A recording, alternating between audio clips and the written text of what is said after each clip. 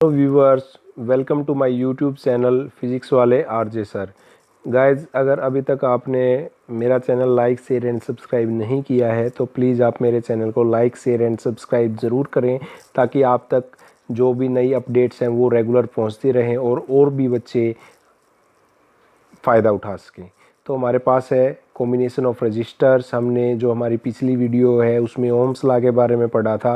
ये जो combination of register है ये भी उसी पे डिपेंड है।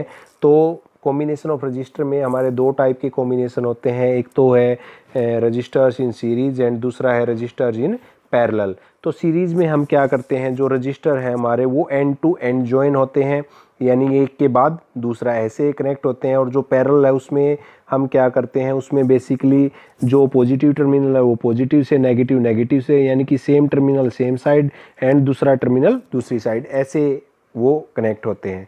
तो सबसे पहले हमारा रजिस्टेंस इन सीरीज़। तो सीरीज़ के अंदर हम देख लेते हैं, when a number of resistor are join end to end. जब हमारे नंबर ऑफ रजिस्टर है या एक से ज़्यादा रजिस्टर वो एंड टू एंड ज्वाइन होते हैं, so that same current flow through each.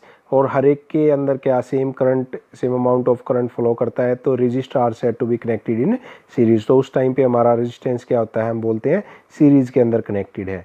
तो हमारे पास यहाँ पे आपको एक सर्किट डायग्राम दिख रहा होगा जहाँ पे R1 R2 and R3 three resistors हैं, और across R1 R2 and R3 current की वैल्यू क्या है, सेम है।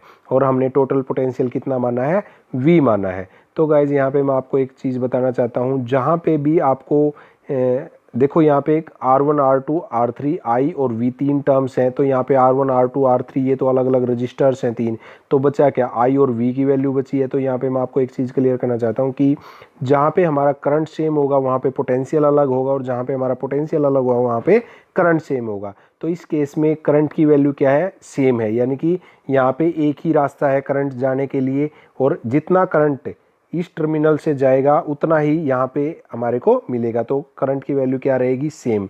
तो यहाँ पे पोटेंशियल क्या होगा, अलग अलग होगा। तो अक्रॉस V1 क्या होगा हमारा, अक्रॉस R1 क्या होगा potential V1, and across R2 क्या होगा हमारा V2, एंड अक्रॉस R3 क्या होगा हमारा V3 होगा। Right guys. तो यहाँ पे हमारा टोटल पोटेंशियल V है। तो जो हमारा टोटल पोटेंशियल V है वो किसके इक्वल होगा, V1 plus V2 plus V3 के। जितना इसके अंदर पोटेंशियल है और जितना हम सप्लाई कर रहे हैं, दोनों हमारे पास क्या होंगे, सेम होंगे। तो नेक्स्ट है हमारा, here the register R1 R2 and R3 are connected in series। Series में कनेक्टेड है across a cell और पोटेंशियल डिफरेंस V। एक सेल है जिसका पोटेंशियल डिफरेंस कितना है, V है। अब हमारे को निकालना पोटेंशियल ड्रॉप अलग अलग, ठीक है। तो यहाँ पे क्या है, पोटेंशियल ड्रॉप अक्रॉस R1 पे कितना पोटेंशियल ड्रॉप है, V1, ठीक है। अब ओम्स लॉ में आपने एक रिलेशन पढ़ा था V इक्वल टू IR। अब देखो यहाँ पे पोटेंशियल ड्रॉप अक्रॉस R1 कितना है, V1। तो ओम्स लॉ क्या है, V इक्वल टू IR। तो यहाँ पे V की जगह पे V1 आ गया है, I सेम है, R की जगह पे क्या आ गया, R1। इक्वेशन 1 होगी। अब ऐसे ही पोटेंशियल ड्रॉप अक्रॉस R2 पे निकालेंगे, तो V equal to IR Ohm's law से। यहाँ पे अक्रॉस R2 निकाल रहे हैं तो रेजिस्टेंस की वैल्यू R2 हो जाएगी, एंड पोटेंशियल की वैल्यू क्या हो जाएगी, V2। तो V2 equal to I R2। Next potential drop across R3, V3 equal to I R3।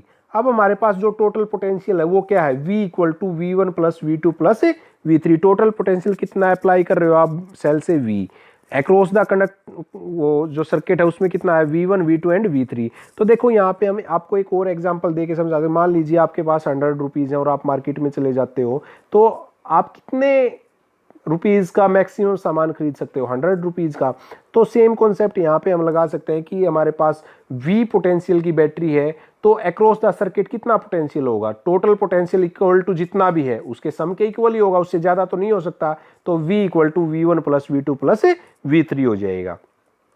तो यहाँ पे हमारे पास V1 V2 एंड V3 की वैल्यूज हैं, वो यहाँ पे हम पुट कर देंगे। तो वो क्या आएगा, V इक्वल टू V1 की वैल्यू कितनी है, IR1 प्लस V2 की वैल्यू कितनी है, IR2 प्लस V3 की वैल्यू कितनी है, IR3। अब यहाँ से तीनों में क्या है, I कॉमन है तो I कॉमन निकाल देंगे। अब देखो V equal to I into R1 plus R2 and R3 ये हो जाएगा। अब देखो V क्या है, पोटेंशियल है, बट ओम्स लॉ से हम V इक्वल टू IR निकाल सकते हैं। हमारे पास ओम्स लॉ से हमने क्या देखा था, V equal to I and R, ये चीज़ हमने पढ़ी थी। तो यहाँ पे हम V की वैल्यू पुट कर देंगे। V की वैल्यू क्या आएगी, V इक्वल टू IR आ जाएगा। अब इक्विवेलेंट रेजिस्टेंस हमने यहाँ पे निकालना है। The equivalent resistance of the three resistance is a single resistance which when connected across the same potential drop drawn the same amount of current as done by the three resistors. तो अब हमने क्या करना है, equivalent resistance निकालना। वो equivalent resistance क्या है हमारा, कि हम तीनों को एक साथ कनेक्ट करें तो कितना इक्विवेलेंट रेजिस्टेंस आएगा। तो उस सर्किट को हम ऐसे कंप्रेस कर सकते हैं। RS हमारा क्या आ गया यहाँ पे, इक्विवेलेंट रेजिस्टेंस। RS क्या है, R1 plus R2 plus R3 का जो रिजल्ट निकल के आया वो है। अब हमारे पास रिजल्ट क्या बन गया, RS इक्विवेलेंट रेजिस्टेंस है। तो यहाँ पे क्या हो जाएगा, ओम्स लॉ से V इक्वल टू IR होता है, बट यहाँ पे अब इक्विवेलेंट रेजिस्टेंस क्या आ गया हमारा, RS आ गया। तो यहाँ पे हम V की जगह पे वैल्यू पुट कर सकते हैं IRS। अब I से I कैंसिल हो जाएगा हमारा, तो बचेगा क्या, RS equal to R1 plus R2 plus R3, यानी कि जो हमारा सीरीज में रेजिस्टेंस का रिलेशन निकल के आया है वो क्या है, RS equal to R1 plus R2 plus R3। तो यहाँ से आप अगर आप न्यूमेरिकल आ जाते हैं, मान लीजिए ऐसे ही आपको तीन रेजिस्टेंस दिए हैं और आपसे इक्विवेलेंट रेजिस्टेंस पूछ लिया जाए, मान लीजिए आपको एक रेजिस्टेंस 2 ओम दिया है, दूसरा 3 ओम दिया है एंड जो तीसरा है वो कितना दिया है, 4 ओम दिया है। तो तीनों को डायरेक्ट वैल्यू पुट कर सकते हो 2, 3 एंड 4, यानी कि टोटल इक्विवेलेंट रेजिस्टेंस क्या आ जाएगा हमारा, 9 आ जाएगा।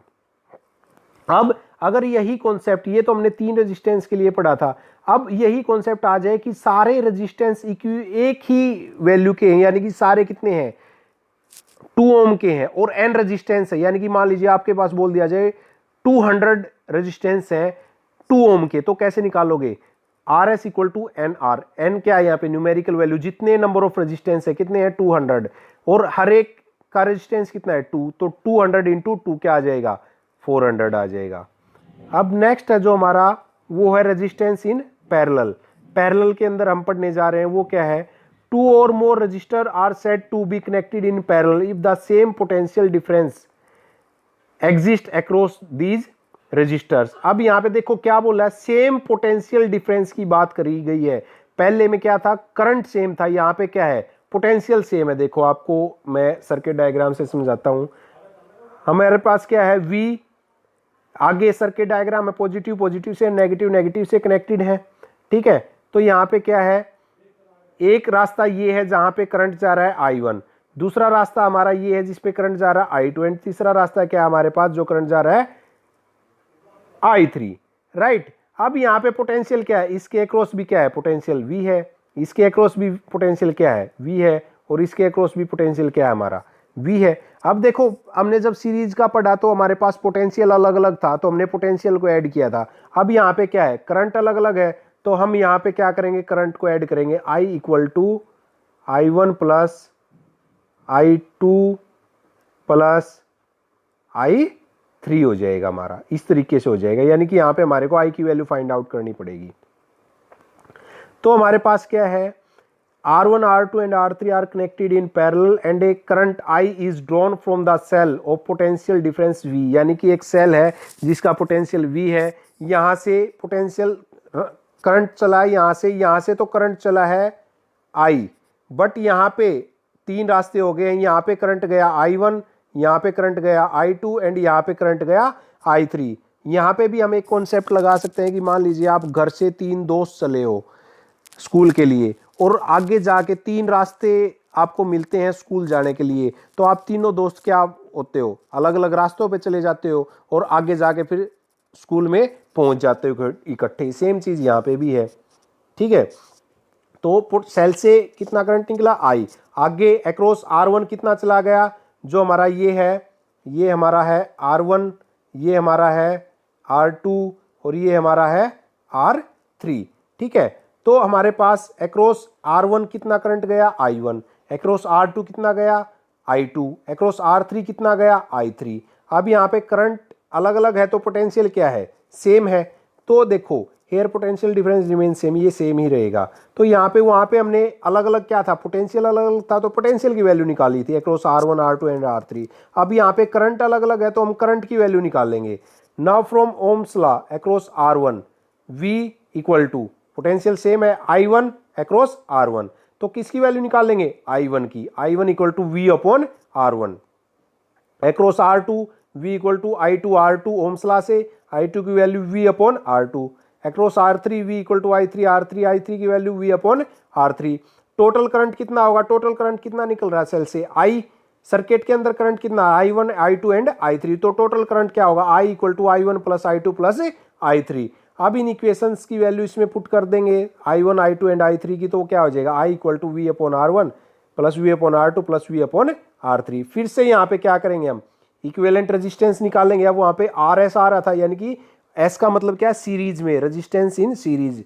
यहाँ पे RP क्या है, रेजिस्टेंस इन पैरेलल में। फिर से ओम्स लॉ अगर करें तो V equal to I RP, I की वैल्यू निकालेंगे तो क्या, V अपॉन RP। अब इस I की वैल्यू इक्वेशन 5 में अगर हम पुट कर दें तो वो क्या बन जाएगा, फ्रॉम 5 एंड 6 से V upon RP equal to V common आ जाएगा, कॉमन है तो क्या हो जाएगा, बाहर निकल जाएगा 1 upon R1 plus 1 upon R2 plus 1 upon R3। V से V कैंसल, तो हमारे पास क्या निकल के आया, 1 upon RP equal to 1 upon R1 plus 1 upon R2 plus 1 upon R3। अब सेम चीज यहां पे है, अगर n आइडेंटिकल रजिस्टर कनेक्टेड है पैरेलल के अंदर तो हमारे पास क्या होगा, 1 upon RP equal to 1 upon R1 plus 1 upon R2 plus क्या हो जाएगा सोन, n रजिस्टर है तो क्या हो जाएगा n अपॉन R1 हो जाएगा। अब यहां से एक और चीज निकल के आती है आपके लिए, आप देखो वो पढ़ रहे हो 1 upon RP equal to n upon R, ये चीज पढ़ रहे हो।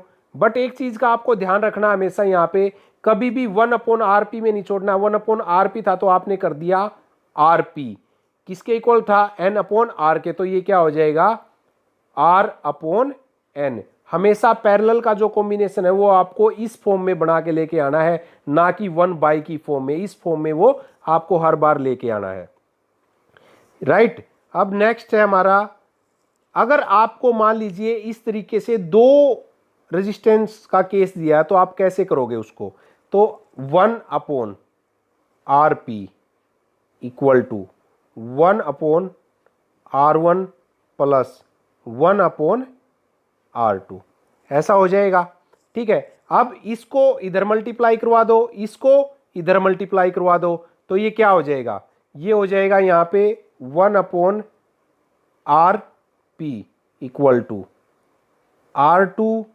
Plus R1 upon R1 and R2, ये हो जाएगा हमारे पास केस।